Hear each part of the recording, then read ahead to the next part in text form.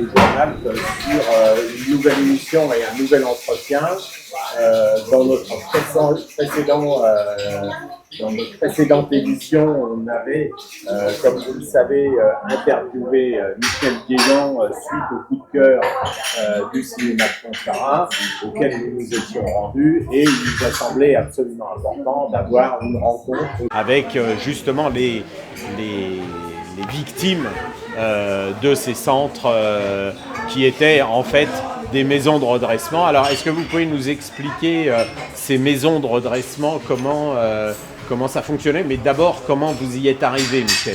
Je sors d'une famille où il y avait une grande détresse familiale, une grande détresse aussi d'affection, un père et une mère alcooliques.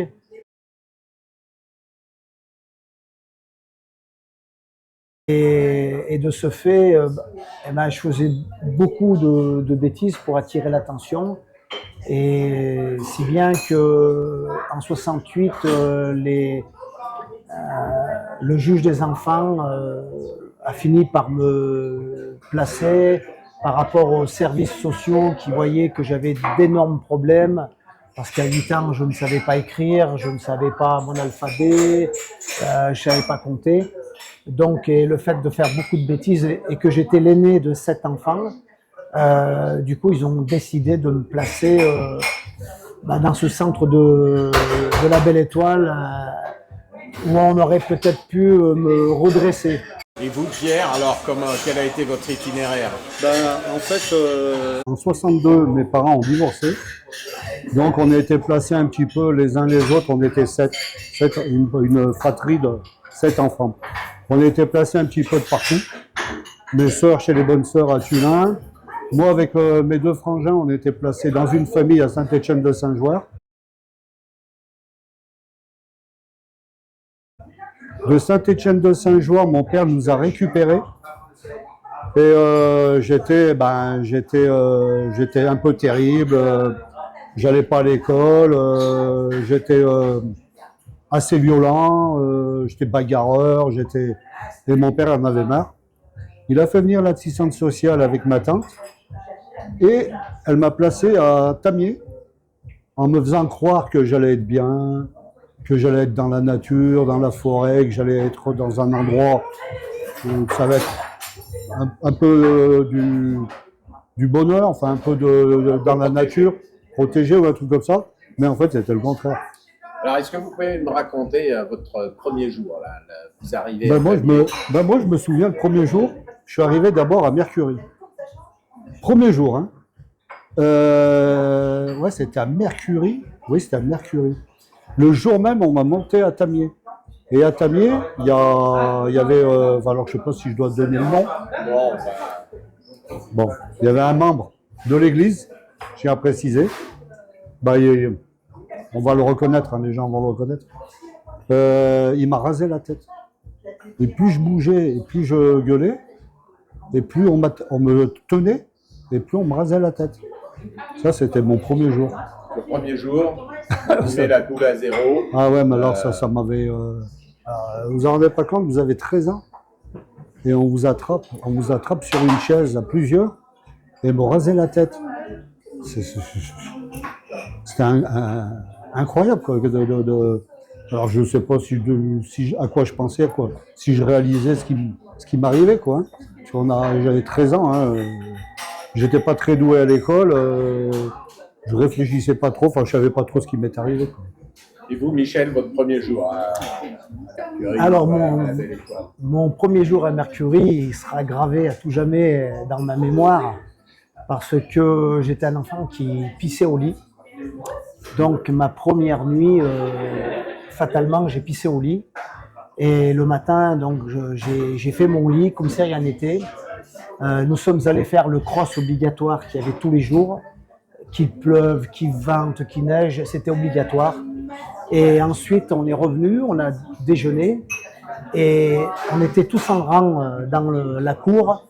Et là, j'entends mon nom très fort. « Guégan, tu sors des rangs !» Et j'avais 8 ans. Mon premier jour, j'étais un enfant très timide, rebelle mais timide. Et du coup, je me suis mis à trembler et je suis sorti des rangs. Et là, il y avait un chef qu'on appelait Laguenon, qui lui-même avait fait partie de l'abbé Garin quand il était jeune, parce que sûrement un enfant abandonné. Il est resté au sein du centre et il est devenu chef. Et il faut dire que c'était un salopard, pour pas dire d'autres grossièretés, et c'était un tortionnaire. Et là, il m'a dit, viens ici. Donc, je me suis approché, il m'a dit, mets-toi à genoux. Et il avait mes draps dans la main. Et il a dit, regardez, Guégan, il a fait pipi au lit. Il a pris les draps, il me les a mis dans la figure. Et il m'a frappé, bien sûr, des claques, des coups de poing, des coups de pied. Et ensuite, il m'a obligé à porter les draps toute la journée autour de mon cou. Et ça a continué pendant plus d'une semaine, parce que j'ai pas pu arrêter de faire pipi au lit comme ça. Donc tous les jours, c'était le renouvellement de ce que j'avais connu la veille. Et mes draps étaient trempés, parce qu'ils n'avaient pas le temps de sécher. Et le soir, je me recouchais dans mes draps. Il m'obligeait à faire mon lit avec mes draps souillés. Et donc, ça a été un moment assez terrible pour moi. Et la honte aussi, parce que vous savez ce que c'est, les enfants, ils sont cruels entre eux. Et j'étais un petit peu la risée du centre avec mes draps autour du cou et que j'avais fait pipi, quoi.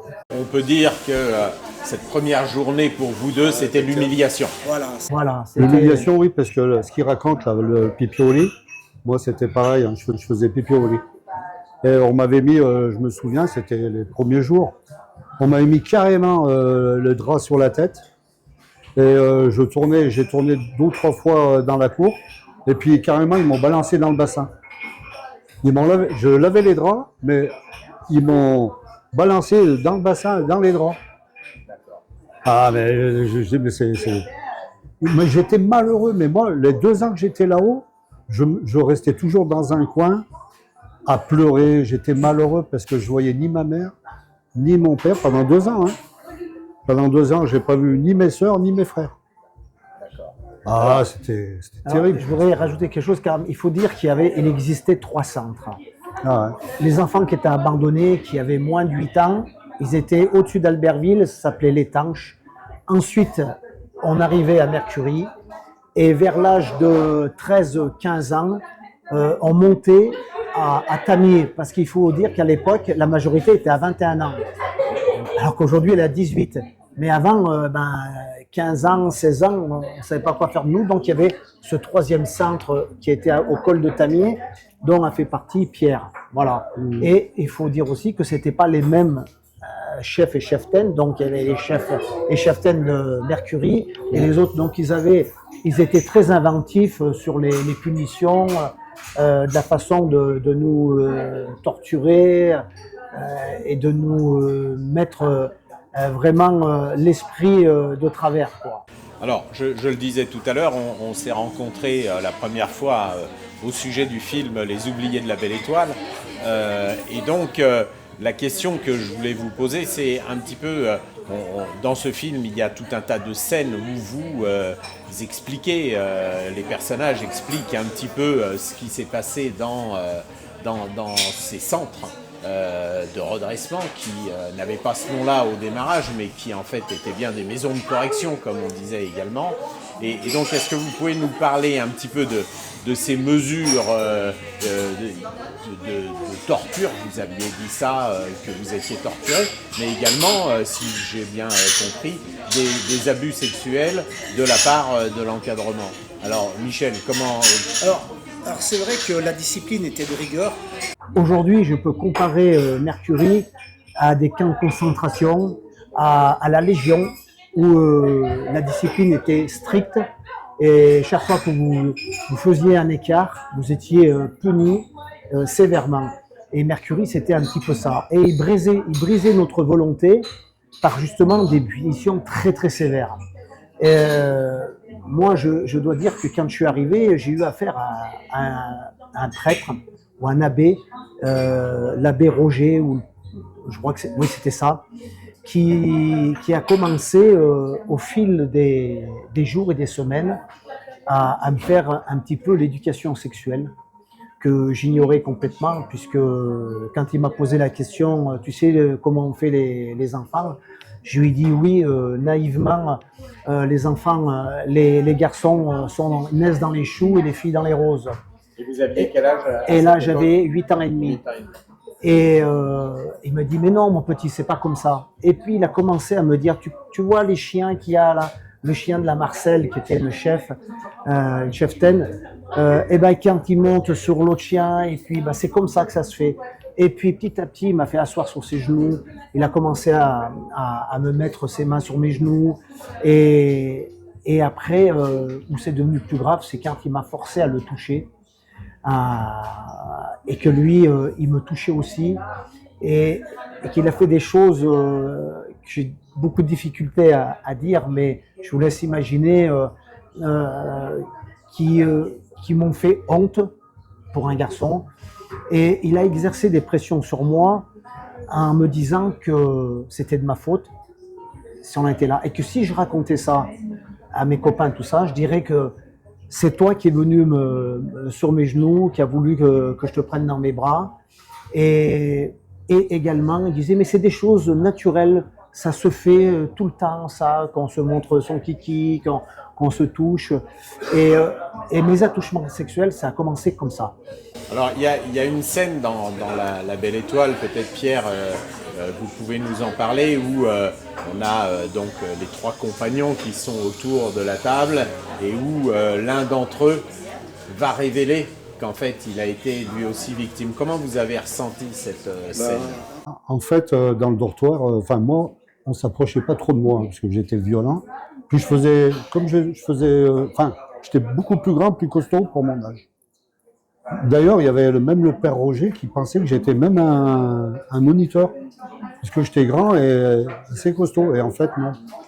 Et moi, j'avais assisté le soir tard, dans le dortoir, notre surveillant, qui était un membre de l'église, qui allait voir les plus petits, et il allait les embrasser, les caresser, enfin, je voyais des choses comme ça, là, mais il y avait le clair de lune un peu qui est...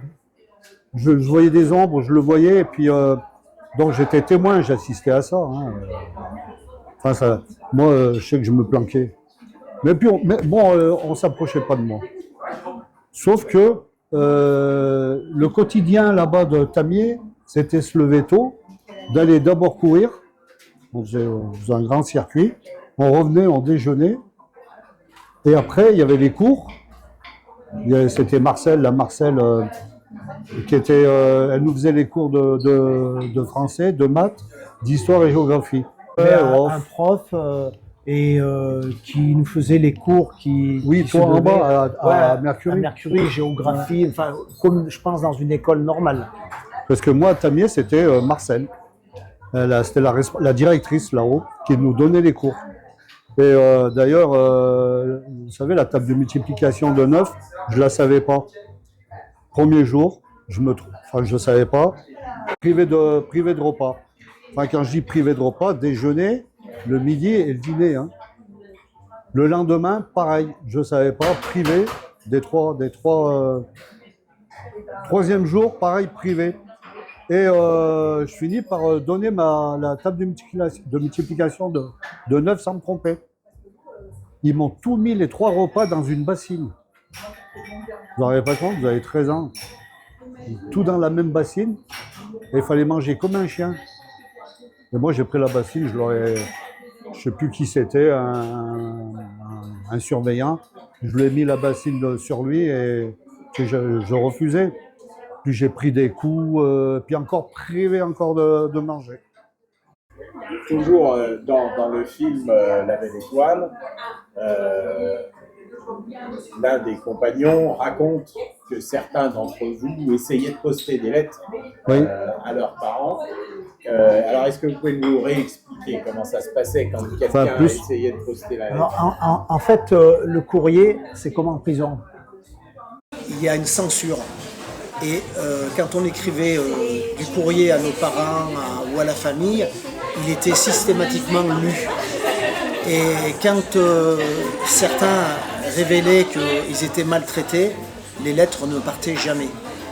Notamment, moi, j'avais envoyé une lettre en disant à ma marraine, la seule femme qui m'a aidé toute ma vie, que ce soit en prison ou dans le centre, qui m'a aidé véritablement, qui m'a apporté de l'amour par correspondance.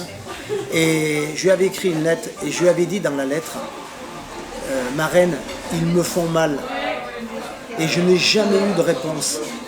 Et comme je savais que le courrier était censuré, je me suis imaginé qu'ils avaient pris la lettre. Et du coup, pour éviter des sanctions, tout ça, je n'ai plus jamais réécrit ce genre de propos. Mais pour ma part, c'était la seule personne à qui j'écrivais, puisque ma mère, mon père, ils n'en avaient plus rien à foutre de moi. Et comme j'avais personne dans la famille qui s'intéressait à moi, donc c'était la seule personne, c'était la sœur de mon père qui m'a vraiment aidé, quoi. Ces marches punitives, dans le film, on parle de ça, de marches punitives. Est-ce que vous pouvez nous en parler, Pierre?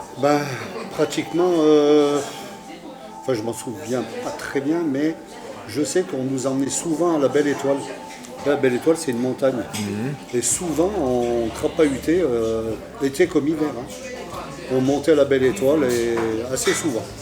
Ce que disaient vos compagnons lorsque l'on s'est vu également, c'est que vous étiez sous-alimenté et que vous n'aviez pas, de boisson dans la journée.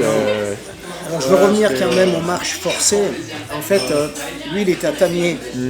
C'était une chose, mais nous qui étions à Mercury, je me souviens qu'une fois, c'était en hiver, il y avait de la glace par terre et on passait 4 par 4 dans les toilettes, parce qu'il n'y avait pas de toilettes dans les dortoirs. C'était juste un seau hygiénique et il y avait 4 WC, donc avant d'aller se coucher, on nous faisait passer là-bas. Et je me souviens que je mettais des coups de talon dans la glace pour la briser. Et la fameuse Guenon, le chef des chefs, il dit vous allez cesser ce bruit, vous allez vous taire tout de suite, ça va mal aller. Bon, silence, et moi je recommence une deuxième fois. Je vous aurais prévenu, c'est la dernière fois que je vous le dis. Et puis moi, par défi, j'ai continué à taper, donc ça faisait du bruit dans le silence de la nuit. Et là, il dit c'est comme ça. Eh bien, allez, tous en rentrent par deux, il nous a mis, et il nous a fait marcher avec les autres chefs qu'il y avait, donc de Mercury, le collet de Tamier, col de Tamier, Plancherine, et revenir sur Mercury. Ça fait plus de 20 km. Pour des gosses d'une dizaine d'années, croyez-moi, ça a été l'enfer.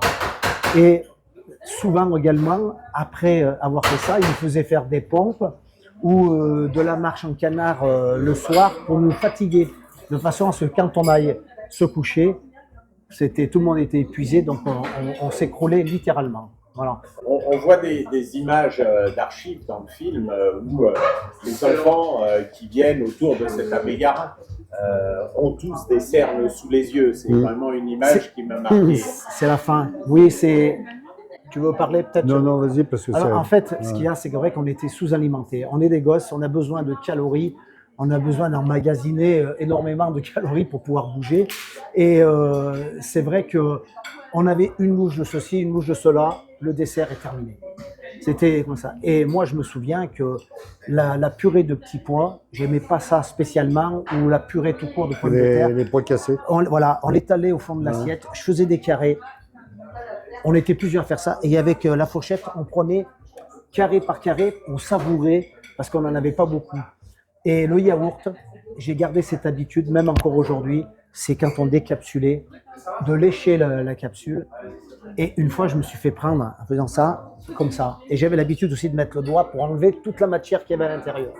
Et là, un chef qui s'appelait Jackie, un rugbyman, qui était d'une méchanceté peu commune, il est venu vers moi, il me dit « Ah, tu veux lécher ?» Il m'a chopé par le cou, comme ça, il m'a mis ses mains. Il a pris le yaourt, il me l'a versé sur la tête. Il m'a badigeonné la tête comme ça, il m'a pris par les cheveux, il m'a traîné dehors et il m'a obligé à faire plusieurs tours de marche en canard. Et il me suivait derrière. Si je m'arrêtais, c'était un grand coup de brodequin qui me mettait dans les fesses. Et c'est arrivé qu'il y a des gars qui ont eu le coccyx cassé, tellement ils frappaient fort. Et ça, c'était le moyen de nous mettre la pression, de nous affamer, de nous briser mentalement, de façon à ce qu'on soit soumis. Voilà, c'était ça. C'est comme dans les camps nazis. C'est ce qu'ils faisaient. Et c'est vrai qu'on avait tout le temps faim. C'est pour ça qu'on se sauvait souvent en promenade dans les champs, piquer des pommes, piquer du raisin. Fallait pas se faire attraper. Hein. Moi, je me suis fait attraper oui. à piquer du raisin. La chaftaine, elle l'a pris. Pendant toute la promenade, elle l'a gardé avec elle. Je suis arrivé au centre, elle l'avait toujours. Et là, la guenon m'a appelé. Guégan. Je suis sorti des rangs comme ça parce que j'avais une peur de lui parce que c'était un méchant. Il m'a fait mettre à genoux.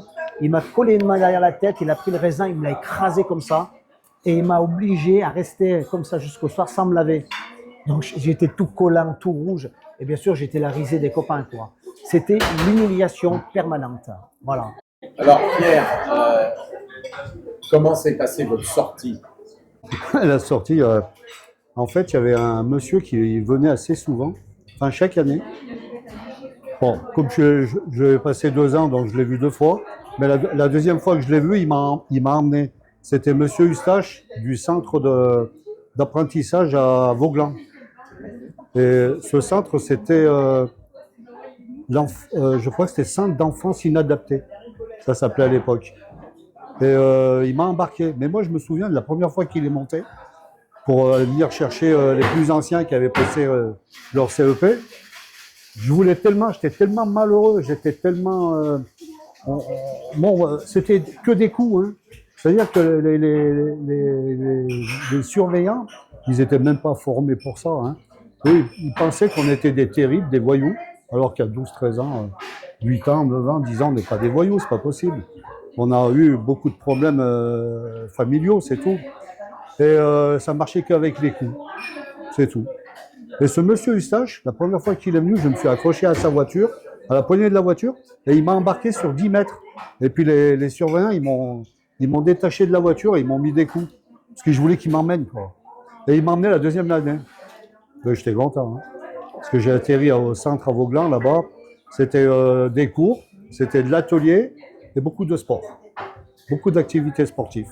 Donc là, évidemment, j'étais content par rapport à Tamier, parce que Tamier, c'est... À Tamier, je vais vous raconter un truc qui est véridique, je ne sais pas si Michel il s'en souvient. Il y avait un des gars, à force de manger, parce qu'on nous servait, que des pois cassés. Beaucoup de pois cassés, je ne sais pas si tu te souviens. Ouais. Et il y en avait un, il a fait « moi j'en ai marre de manger cette merde ».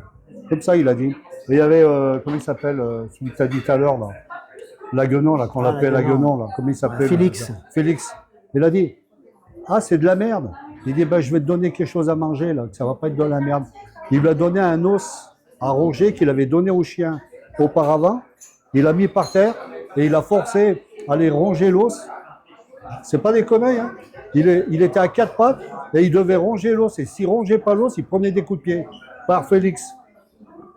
Vous n'en avez pas compte? L'état d'esprit des gens, de ces gens-là à l'époque, ils marchaient, ils comprenaient même pas. Ils avaient, je ne sais pas quelle force, ces gens-là, pourquoi? C'était que des coups, des coups, des coups et des coups, c'est tout. Comme si nous, on devait, je sais pas, on n'était pas des, on marchait que. Non, mais c'est pas possible. On marchait qu'avec des coups. Alors Michel, vous, votre sortie, ça a été encore plus difficile. Oui, alors, en fait, il y a quand même un épisode que je voudrais revenir, parce qu'on a parlé des attouchements sexuels, parce que ça a commencé comme ça. Mais j'ai été victime de viol aussi, et ça a été assez terrible pour moi. Une nuit, ça a commencé, je me suis retrouvé avec une main d'adulte sur ma bouche, et le curé qui était en face de moi avec sa main comme ça, et qui m'a demandé de me taire. Et là, je dois vous avouer que j'ai été effrayé, j'ai une peur comme c'est pas possible. Et ce curé a commencé à me faire des attouchements, à m'obliger dans le dortoir, dans le silence qui était dans le dortoir. C'était assez impressionnant, quoi. Et à chaque fois, donc, il me laissait comme ça dans mon lit. Et j'avais de plus en plus peur. Et en fait, il exerçait une pression sur moi, c'est me donner des punitions. Et il me disait, fais attention, si tu racontes quelque chose la prochaine fois, ça sera encore pire. Et un soir, il est venu, il m'a mis la main sur la bouche, il m'a ceinturé, il m'a sorti du dortoir, il m'a amené dans sa chambre. Et là, j'ai été violé par cet homme-là. Je crois que je ne m'en suis jamais remis. Ça a été quelque chose de très traumatisant pour moi. Psychologiquement, ça a été terrible. Et pour me mettre la pression. Donc, il me mettait des punitions. Une fois, il m'a attrapé par les cheveux, il m'a traîné dans le bureau, il m'a fait des cornes, il m'a rasé la tête, il m'a fait des cornes devant, un jeu de dames sur la tête, la queue du diable de derrière. Une autre fois, c'était des punaises sur les talons. Tout était prétexte à une punition. Et c'était aussi accompagné, cette punition était accompagnée de claques, de coups de poing, ainsi de suite. Notamment le Jackie qui, à 2 reprises, m'a mis KO. Parce que j'avais fait une bêtise, j'ai m'amusé à sonner. Et une fois, c'est passé. Deuxième fois, j'ai failli me faire prendre. Et la troisième fois, par défi, il m'attendait en haut de l'escalier comme ça. Et il m'a dit de monter. Et la première chose que j'ai sentie, c'était son coup de pied dans ma figure qui m'a à moitié assommé. Et il s'est rué sur moi. Des coups de poing, des coups de pied, des claques. Il m'a tiré les cheveux et j'étais partout, je saignais, tout ça. Ça, c'était vraiment des choses très traumatisantes. J'ai également eu par un gars, un éducateur qui s'appelle Camille Mona. J'avais fait des conneries. Il m'a mis une claque ventouse dans l'oreille. Il m'a pété le tympan. Je me suis mis à saigner. Aujourd'hui encore, chaque fois que je me cure l'oreille, j'ai mal. Et je suis obligé de penser à lui. Voilà. Et je suis sorti. C'est ça que vous la question. Donc moi je suis sorti, j'ai pas eu vraiment beaucoup de chance parce que Mercury, je suis allé dans un foyer à Albertville, donc il fallait que j'ai 18 ans pour pouvoir retourner chez moi parce qu'ils étaient responsables de moi. Avec un ancien de l'abbé Garin, on avait piqué des voitures, on avait piqué 13 voitures dans une nuit et je dois vous avouer qu'on n'a jamais été aussi heureux. Je crois que tout est sorti, on se rentrait dedans, on cassait les voitures. Malheureusement, le lendemain matin, on s'est fait prendre par les gendarmes et on a écopé d'une peine de prison. On était mineurs, donc je me suis retrouvé avec lui à Chambéry et j'avais juré tous les dieux de la terre que jamais plus jamais je recommencerai à voler. Et quand ils m'ont mis dehors pour retourner à Albertville au foyer, la première chose que j'ai fait, c'est voler une voiture. Là, vous voyez, ça n'avait pas trop servi de leçon. Et quand je suis arrivé au foyer, je suis resté encore 2 mois. Et là, ils m'ont donné un ticket de train avec l'adresse de ma mère. Et ils m'ont dit, tu retournes, on est plus responsable de toi, tu retournes chez toi, ta mère, tu as l'adresse, tout ça. Et je suis retourné chez moi, j'ai frappé à la porte, et il y a un de mes frères qui m'ouvre, et il a crié, maman, il y a un monsieur. Et il faut dire que ça faisait 10 ans que j'étais parti de la maison, j'avais 8 ans, et toute la fratrie, c'était 1 an, 1 an. Et je dis, non, je suis ton frère. Il dit, ah maman, c'est Michel, notre frère. Et tous les autres sont arrivés. Et là, ma mère est arrivée, puis elle dit, oh mon petit Michel, mais qu'est-ce que tu fais là? Alors je lui explique que le foyer m'avait mis dehors et qu'il fallait que je rentre chez moi, chez ma mère. Et sa seule réponse a été, il n'y a pas de place pour toi. Ben, croyez-moi ou non, j'ai cru que c'était normal. Je n'en ai même pas voulu. Je dis, bon, mon destin, ça continue, les malheurs, la misère affective et tout le reste. Je suis reparti sur Albertville. J'étais chez un ancien de l'abbé Garin et ma vie de délinquant a commencé. Voilà. Et c'est comme ça que j'ai été condamné à plus de 18 ans de prison et que j'en ai fait plus de 10 ans ferme. Et la faute à l'abbé Garin, à mes parents, parce que je ne peux pas tout rejeter sur ces gens qui nous ont fait la misère, parce que les parents, ils ont contribué aussi à ce que je devienne un enfant turbulent, qui soit en dehors des chemins, en dehors de la société, en marge de la société, quoi. Voilà. Un média régional a publié un article récemment dans lequel il est écrit que finalement des enfants de la Belle Étoile ont trouvé des aspects positifs. Alors, est-ce que, Pierre, quel est votre... Est-ce que vous avez vu cet article et qu'en pensez-vous? Je ne l'ai pas vu cet article. Non, et vous, Non. Michel? Bien sûr, C'est lequel? c'est celui que je t'ai fait voir où j'ai écrit un mot. Ah, mais c'était pas sur le dossier. C'était sur le Oui, dossier. ouais, c'est sur le Ah, dossier. mais je sais de quoi vous parlez, oui. Et alors? Là, je tombe des nues. Hein. Je tombe des nues parce que c'est 2 personnes, hein, je crois. Hein. Oui, c'est Ouais. deux. Michel Ouais. Jambeau et Hassan Ouais. Azizi. Ouais. Alors, franchement, j'aimerais bien les rencontrer. Mais bien de tête à tête, hein, et puis dire un petit peu. Parce que là, je tombe des nues. Hein. C'est complètement faux. Peut-être aux 2, ils ont été peut-être... ils ont peut-être été privilégiés, je sais pas. Mais en tout cas, c'est Non, C'est- je les J'arrive pas. connais mieux que toi. Je les connais mieux que Ah ouais. toi parce que c'est Moi, des moi, gens je les que j'ai connais. fréquentés. Michel Jambeau, je l'ai beaucoup fréquenté quand il était photographe à Montmélian. Et Hassan Azizi, ça fait 20 ans que je l'ai fait travailler pour moi dans mon entreprise, tout ça, et souvent j'allais lui payer à manger. En fait, je pense, après réflexion, que ces gens-là ont été frustrés de ne pas apparaître dans le film. Peut-être qu'il y a ça aussi. Je conteste sans contester. Il est évident que dans n'importe quelle institution, il y a des enfants qui passent entre les gouttes d'eau. C'est comme dans la vie. Il y en a, ils sont sortis du centre, ils sont passés entre les gouttes d'eau, ils ont eu la chance de rencontrer une femme, de rencontrer une seule personne qui les ont aidés. Moi, j'ai pas eu cette chance, comme beaucoup d'autres. Donc, on a fait ce qu'on savait mieux faire, c'était des conneries. Et ces deux personnes, ce que je ne comprends pas, c'est qu'elles ont subi des atrocités et qu'elles se permettent de dire qu'il y a des centaines d'enfants. Il ne faut pas abuser, quoi. Il ne faut pas abuser. Il y a 80-90% des gosses qui sont passés là-bas, qui ont subi des atrocités, qui ont subi des punitions collectives et qui ne sont pas sortis indemnes du centre. Combien êtes-vous à vous être retrouvés suite à ce film Les Oubliés de la Belle Étoile? Une cinquantaine, je pense. Ouais, Une c'est un peu cinquantaine. difficile, ouais, à peu grâce, près, à, ouais. grâce à André Beauvanier qui Ouais, avait ouais, créé qui nous a- ce site, ouais, enfin ouais. cette association sur le Facebook. Et en fait, lui, il a regroupé beaucoup de gens de l'abbé Garin. Il a des discussions avec eux. Et grâce à ça, moi, je pense qu'on est une cinquantaine. Alors, les 50, dans ces 50, il y a beaucoup de gens qui veulent rester discrets, qui ne veulent pas apparaître dans les articles de journaux ou être filmés, tout ça, par pudeur ou par leur histoire personnelle. Voilà. Après, il ne faut pas que tout le monde fasse comme ça, parce que sinon on n'entendra jamais parler de l'abbé Garin, de ces enfants martyrs. Voilà. Alors justement, en fait, ce film sort, mais la programmation était prévue depuis longtemps, j'imagine, au moment où il y a cette affaire Betaram qui est sortie. Oui, puis d'autres affaires. Et bien d'autres affaires, puisqu'on apprend que de nombreux dossiers sortent aujourd'hui. Quel lien vous faites entre ces dossiers, si vous en faites un, Pierre? Moi, j'estime qu'on demande une reconnaissance de ce qu'on a vécu. Mais on va porter plainte. On va porter plainte contre les institutions de l'époque, parce qu'on a quand même été privés.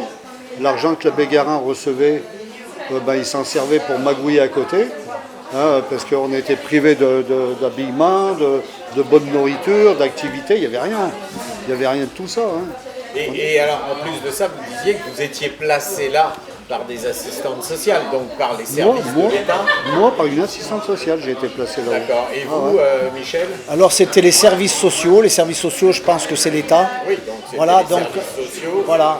Et donc, d'une certaine manière, quel regard vous portez sur les services de l'État qui vous ont placé là? Est-ce qu'il y avait des visites, des contrôles sur Betaram? On apprend qu'il n'y avait aucun contrôle, Non, aucune visite. il y avait beaucoup de lacunes. Parce qu'en fait, moi, en 10 ans passés, 5 chez l'abbé Garin et 5 dans l'autre centre de Mercury, je n'ai jamais eu affaire à qui que ce soit, ni à une psychologue, psychiatre, assistante sociale, jamais.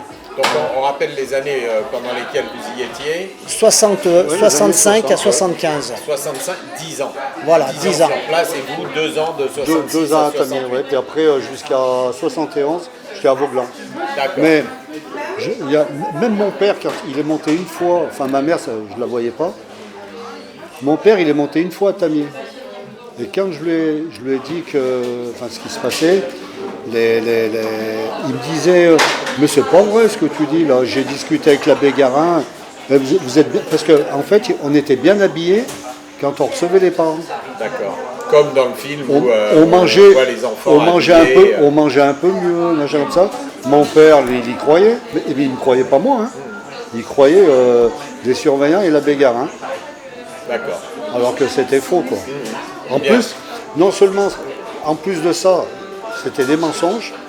Et moi, j'ai rencontré à Vorep un des anciens surveillants de Tamier. Et il me dit, j'étais si méchant que ça. il y avait du déni chez lui. Un petit peu comme le maire d'une des communes proches de Oui, il me Bétarame qui il me dit, disait oui, on était un peu rigoureux, bon, j'ai bien distribué des claques. Oui, il avait lu mon bouquin. Et dans mon bouquin, je parle de lui comme quoi c'était quelqu'un qui, pour un oui ou pour un non, il mettait des coups. Parce que moi, je me rappelle la première fois qu'il m'a mis des coups, c'est que je voulais pas chanter. Je dis, je sais pas chanter. Si, tu vas chanter. Je dis, mais je sais pas. Et ben, à cause de ça, il m'a fracassé. Puis tu vas chanter. Mais il m'a fracassé carrément. Hein. Je saignais du nez, de partout, j'avais des coups dans la figure, j'étais marqué et tout. Mais j'ai pas chanté, hein. C'est pas pour ça que j'ai chanté. Hein. Après, il m'a mis dans un coin. Mais ces gens-là, je sais pas s'ils s'en rendent compte maintenant de ce qu'ils ont fait. Il y a du déni parce que quand je l'ai croisé, le mec il a 80 ans, hein, il est pas loin d'avoir 80, il m'a dit mais j'étais pas méchant. Ben voyons. Dans le film, et peut-être on peut conclure cet entretien sur cela, le film se termine avec une entrevue avec un ecclésiastique à Chambéry. Quel est le regard que vous portez sur cette écoute, la cellule d'écoute, hein, le couple qui reçoit vos compagnons, et cette réunion pour un goûter avec cet ecclésiastique? Comment avez-vous ressenti ça quand vous avez vu ça, Michel? Moi, quand j'ai vu ça, je me suis pris dans un épisode de Bénéil. Parce que quand on voit cet évêque et les deux personnes qui ont reçu tous les intervenants, c'est un foutage de gueule. Même pas, il n'y en a aucun qui croit ce qu'il dit. Parce que quand l'évêque dit, mais on lui pose la question, oui, on veut une reconnaissance. Et lui se permet de dire, mais le goûter, c'est le fait d'en parler, c'est une sorte de reconnaissance. C'est se foutre de la gueule du monde. Je ne vois pas où elle est la reconnaissance. Ce sont que des mots. Et c'est frustrant pour nous parce que tous les gens qui voient le film se disent, mais c'est un rigolo, quoi. Et vous, Pierre, comment avez-vous ressenti cette scène? Ben, il nous a embrouillés, il nous a enfumés, je suis obligé de parler comme ça. Il voulait pas. Ça le touchait même pas. Ça le touchait même pas. Vous avez senti ouais, moi j'ai. une distance? Ouais, exactement. Une distance avec vous, ouais. Même le couple hein, de la cellule d'écoute, ils étaient là, mais bon, sans plus. Mais excusez-moi, c'est vrai qu'il y a tellement de choses à dire qu'on n'arrive pas à penser en même temps que vous posez les questions. Il faut savoir que le centre de Mercury chez l'abbé Garin, il y avait une omerta. Ouais. Une omerta complète dans le village. Les gens nous ont avoué lors de la projection des films, oui, moi quand j'étais enfant, quand je me promenais avec ma mère et mon père, je voyais des gosses dans la neige à poil, l'hiver, en plein hiver, à genoux dans la neige. On voyait que on assistait parfois à des engueulades et parfois à des gosses qui se faisaient frapper par d'autres. Vous voyez, et tout ça, ça n'apparaît pas dans le film. C'était l'omerta et puis on vivait en autarcie, quoi. Tout ce qui passait dans le centre, ça ne transpirait pas en dehors du village. Et même si les gens le savaient, personne n'a rien dit. Personne. Ils ont collaboré à la souffrance de ces gosses, à notre souffrance. Et je reviens sur ce que vous avez dit tout à l'heure, quel regard avait sur les gens sur le centre. Je me suis sauvé 2 fois du centre. Je me suis fait attraper la première fois et les gendarmes m'ont ramené. Et je leur avais dit, monsieur le gendarme, ramenez chez ma maman, je pleurais, tout ça. Il dit, mais je ne peux pas te ramener. Il m'a offert un chocolat dans un bar, tout ça. Il m'a ramené au centre, il me tenait par la main. Et la Colette, qui était la collaboratrice de l'abbé Garin, qui était la chef des cheftaines, quand elle m'a vu avec les gendarmes, que je tenais à la main du gendarme, elle est venue vers moi avec un sourire qui faisait 3 fois le tour de la tête. Elle dit, ah, vous avez retrouvé le petit Michel. Et elle m'a mis la main dans les cheveux, mais gentiment. Et le gendarme, il me regarde, il me dit, mais tu vois, ils ne sont pas méchants. Et vous savez ce qu'elle a répondu? C'est comme si c'était hier. Elle a dit, mais vous savez, ces enfants, ils sont tellement malheureux. Ils sont éloignés de leur famille. Ils sont éloignés du noyau familial. Ils n'ont plus leurs frères ni leurs sœurs. Ils sont en manque d'amour.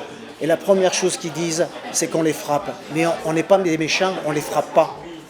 Et le gendarme, il a cru cette personne.